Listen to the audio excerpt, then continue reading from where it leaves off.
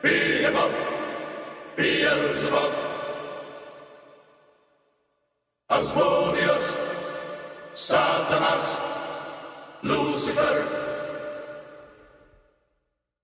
You're here with A Nameless Ghoul from Ghost. You're on your tour with King Dude. How has the tour been so far?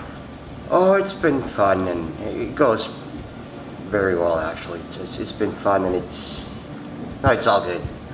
Yeah, it's all good. All right. It's been a busy 4 to 5 years for you guys. Well, apart from everyone in the band being very happy, of course, and overall glad over that we got the shot to do this, we tried to keep it cool as much as we can. Otherwise, we'll blow it, So yeah, it's as much as we can, which is kind of easy since we're masked. And I mean, we're sometimes recognized in the streets, but that's an exception more than a rule. So it's not that hard to keep your head cool, and that's the manufactured reaction to all this. What we try to do. Right.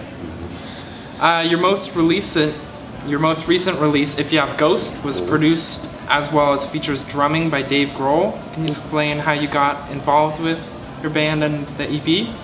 Yeah, sure. We knew in forehand via some channel, I don't know how or why, that he was a fan of the band, and then we met him at a festival in Europe. I can't remember which festival or where it was or how, but we bumped into him, or if we even asked to go see them, and then we talked to him about doing something together. Well, a couple of months later, we found ourselves in LA recording with him, and well, he played the guitar as well in some songs, apart from the drums, that is. But yeah, it was a marvelous experience actually. The nicest man in rock, they call him. That I think I haven't met him all, but he's certainly nice and very grounded. He's a very caring person, I would like to say. At least that's what he projects. I wouldn't know. Yeah. Are there any specific musicians or producers you'd like to work with in the future? Oh yeah, we got a list. But I couldn't, shouldn't, nor am I allowed to tell you. A little confidential? Yeah. Okay. Being a hard rock and heavy metal group, it was a bit surprising to see release covers of artists such as the Beatles, ABBA, or Depeche Mode. Mm-hmm. What made you want to cover these artists instead of a band that is more similar to your genre? Well, covering an artist that sounds, similar to your own band, that doesn't make any sense, because why? I mean, that song is already out there with that pulse and that whole vibe to it, so why not take another song and, paint it up with your own colors? So, and we listen to all kinds of music, so it wasn't a hard choice. I mean, I don't think we will ever do a heavy metal cover unless it's very called for and for some I don't know. And what made you want to choose those covers or bands? Those specific ones? Yeah. Oh, because we love those songs, and to some extent some of the bands too. I mean, ABBA and Beatles are probably our biggest influence. If it's down to if you boil it down, that's probably it. And as for the Army of Lovers song, that's a great song that I personally love, and it was fun. Why not? It's a great song. Yep. All right. In your second LP, you guys explored a large variety of music styles, yep, such as hints of the waltz and a larger dependence on keys and dynamics. Yeah. What other musical styles and aspects do you hope to explore with Ghost? Pretty much everything that I'm not really. I mean, we've got our ideas and goals and visions, but we're also very aware that part of the concept is to frame everything.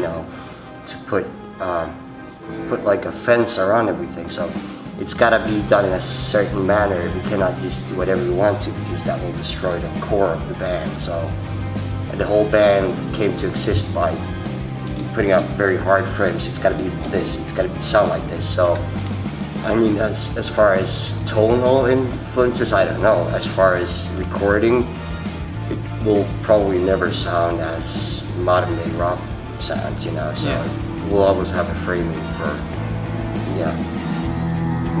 we have rules. Right. Members of Ghost have previously stated that Opus Eponymous and Infesta Sumon represent the birth and presence of the Antichrist, respectively. Can we expect the continuity of the Antichrist theme in the third Ghost LP? Yeah. Oh, yes. Yeah. All right. And what is the most obscene reaction, either negative or positive, you've seen as a response to Ghost's religious or satanic content? Being from Sweden, which is very, very secularized, it's not a problem at all.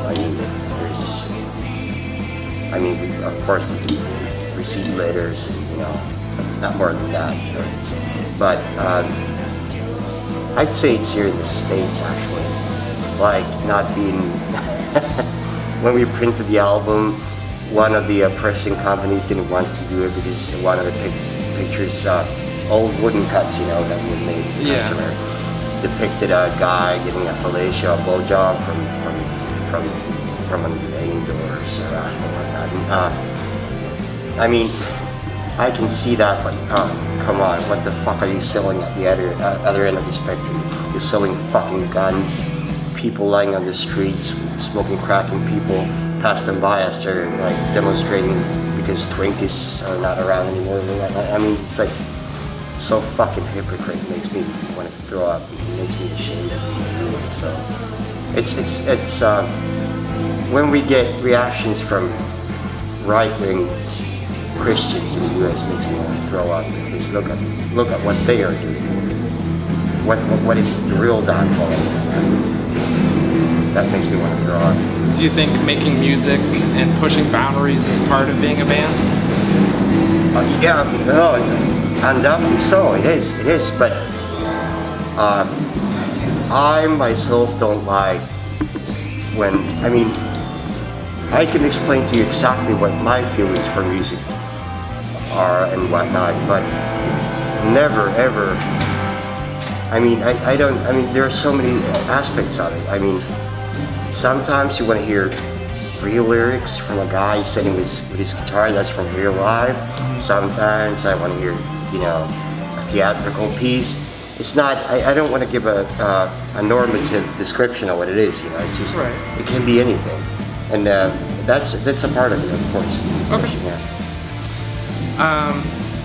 So which three bands or artists had the greatest impact on Ghost, either musically, visually, or lyrically? Well,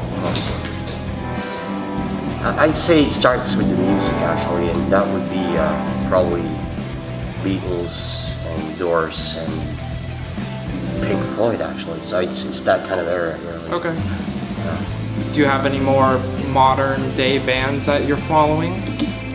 Yeah, personally I do it, but that's far off from what we were doing. I mean, I follow this vocal trance band from England called Above and Beyond. That's very kick-ass songwriters, and I like that a whole lot. I don't dance though. I'm too shy for that. So.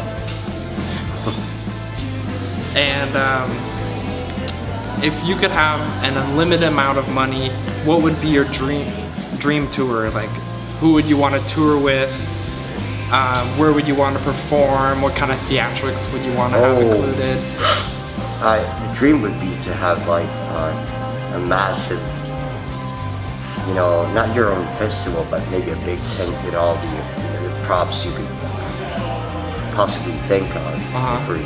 If I was forced to use the money for touring, you know, not doing something actually beneficial for them. But no, I would say I like a little bit weird venues, you know, like playing. There's this place in Pittsburgh called Mr. Smalls, which I love. It's an old church, burned down as fuck, and it's not the best venue in the world, but it's got this vibe to it.